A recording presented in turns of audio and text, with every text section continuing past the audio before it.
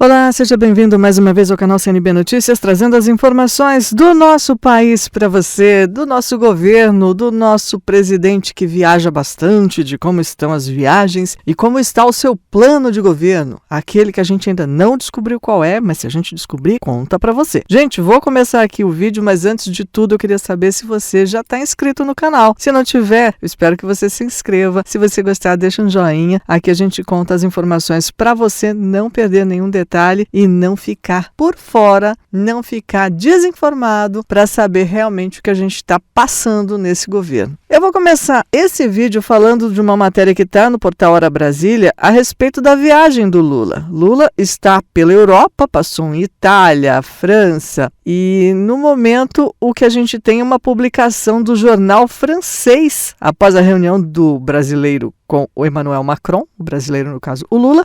O jornal francês publicou a seguinte manchete: Lula, a decepção. A edição desta sexta-feira, 23 de junho, do jornal francês Libération, traz uma foto do presidente brasileiro Lula na capa com a manchete Lula, a decepção. A publicação destaca a dificuldade do presidente, tanto no nosso país quanto lá fora, quando ele tem recriminadas as suas posições. As coisas que ele fala não estão batendo bem em lugar nenhum. Isso está evidente em suas declarações sobre a situação da Ucrânia, onde ele não criticou a Rússia pela invasão. O jornal disse o seguinte, abre aspas, o presidente brasileiro não é o aliado valioso que pensávamos, especialmente quando se trata de ostracizar o novo pária do Ocidente, a Rússia, culpada de uma invasão intolerável da Ucrânia. Fecha aspas. Durante sua visita oficial à França, que começou na quinta-feira, dia 21, Lula se encontrou com o presidente Emmanuel Macron e participou da cúpula do evento Um Novo Pacto Financeiro Global, além do encontro com o ditador cubano Miguel Díaz-Canel. O jornal francês também citou a visita do presidente venezuelano Nicolás Maduro ao Brasil no mês passado, criticando Lula por sua exacerbada diplomacia. De acordo com o jornal, os países ocidentais esperavam encontrar um messias em Lula, mas foram confrontados com uma miragem. Tá aí, só para quem acreditou nas fantasias dele na eleição é que tá sendo uma decepção. Para quem já sabia que era tudo mentirinha, a gente não tá decepcionado não. A gente só tá decepcionado mesmo é com ele ter sido eleito. Inclusive, tá rolando um vídeo ali na internet, no Twitter principalmente, do pronunciamento do Lula lá no evento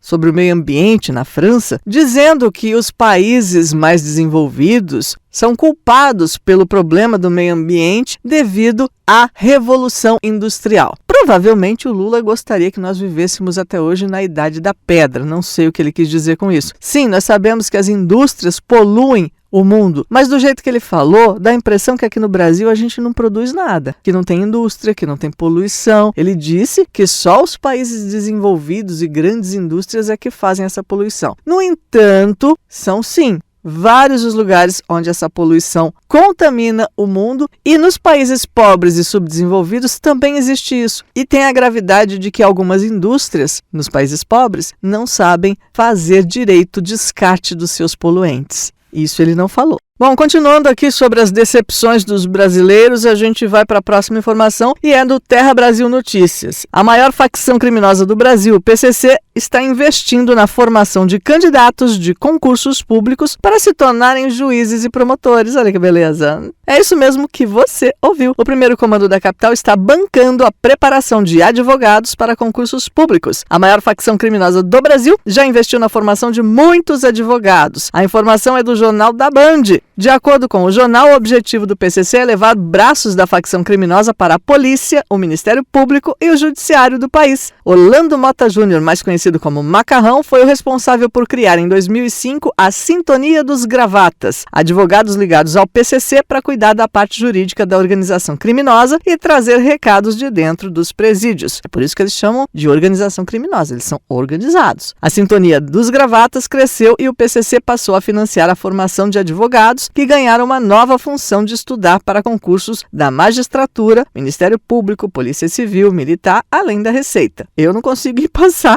no concurso, gente. Eu não tive essa preparação. O PCC já conseguiu eleger representantes no Executivo e no Legislativo, segundo o jornal. Agora, a facção criminosa quer estar presente no Judiciário brasileiro. Recentemente, o Tribunal de Justiça de São Paulo abriu um concurso para o preenchimento de 244 vagas para os cargos de juiz. Além da busca pelo conhecimento jurídico, a comissão do TJ São Paulo redobrou a atenção para evitar que o PCC se infiltre na magistratura paulista. Nos últimos 3 concursos, candidatos foram excluídos por suspeita de ligações com o PCC por meio de verificação da vida pregressa e investigação social. Já o Ministério Público de São Paulo ampliou o sistema de controle para evitar o ingresso de pessoas ligadas com a facção criminosa, não só entre os promotores, mas também em outros concursos jurídicos. Segundo eles, o Ministério Público tem conhecimento, já sabem efetivamente da existência dessas armações, dessas organizações criminosas, e por isso estão buscando o caminho de ter obstáculos para o ingresso de qualquer pessoa ligada a essas organizações. Comenta aqui embaixo o que você acha dessas informações e, como eu disse aqui na matéria anterior a essa, o Lula se reuniu com o ditador de Cuba em Paris. O próprio jornal francês comentou esse assunto.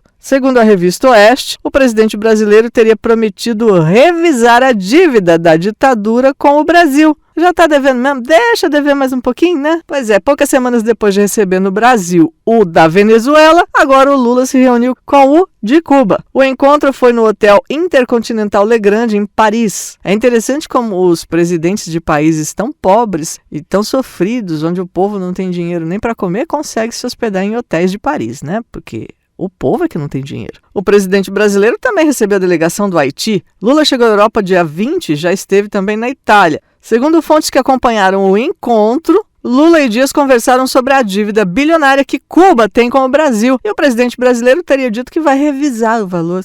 Vamos deixar passar mais um pouquinho, né? A partir de 2009, nos governos Lula e Dilma, o Brasil liberou mais de 600 milhões de reais de financiamento para Cuba construir obras de infraestrutura, como o Porto Mariel, em Havana. Mas a ditadura de Cuba pagou apenas uma parte bem pequenininha. Venezuela e Moçambique também já deram calote no BNDES. O montante passa de 1,2 bilhão de dólares. Segundo o Estadão, os presidentes do Brasil e de Cuba não trataram de projetos novos. Segundo o próprio Twitter do cubano, o encontro foi fraterno, foi para trocar informações sobre vínculos históricos e tal, cooperação em áreas de interesse mútuo. A questão é que ele vai continuar dando calote e o Lula vai continuar colocando no nosso tonhonhonho. A agenda de Lula pela França, Europa, enfim, vai seguindo e a gente te conta depois o que mais ele vai aprontar por lá. Bom, gente, para fechar esse vídeo, eu quero falar a respeito de um assunto que eu já até mencionei aqui no canal, mas já teve aqui um pouquinho de andamento. Informação que está no portal Terra Brasil Notícias fala a respeito do processo para apurar gastos sem licitação do governo Lula. Esse processo foi aberto pelo TCU para apurar os gastos sem licitação no Ministério da Integração e do Desenvolvimento Regional, que é comandado pelo Valdez Góes. Conforme o levantamento realizado pelo site Metrópolis, a pasta gastou quase 97% dos recursos do Ministério sem licitação. Os gastos neste ano superam a soma dos valores contratados pela pasta na mesma modalidade nos últimos 4 anos, ou seja, nesses primeiros meses, esse ministério já gastou mais que o governo Bolsonaro em 4 anos. O ministério é responsável pela habitação, irrigação, mobilidade, por exemplo, e inclusive as ações da Defesa Civil na prevenção e resposta em casos de desastres naturais. Mas, gente, o que você viu nesses primeiros 6 meses de desastre natural, o que ele fez na mobilidade para mudar, na irrigação e na habitação, que gastou tanto mais que o governo anterior em 4 anos. Enfim, vamos aguardar aí o desenrolar desse processo do TCU para apurar esses gastos, mas a gente já deixa aqui para você a triste informação de que o nosso dinheiro está indo para algum ralo que a gente não conhece, alguma cueca, algum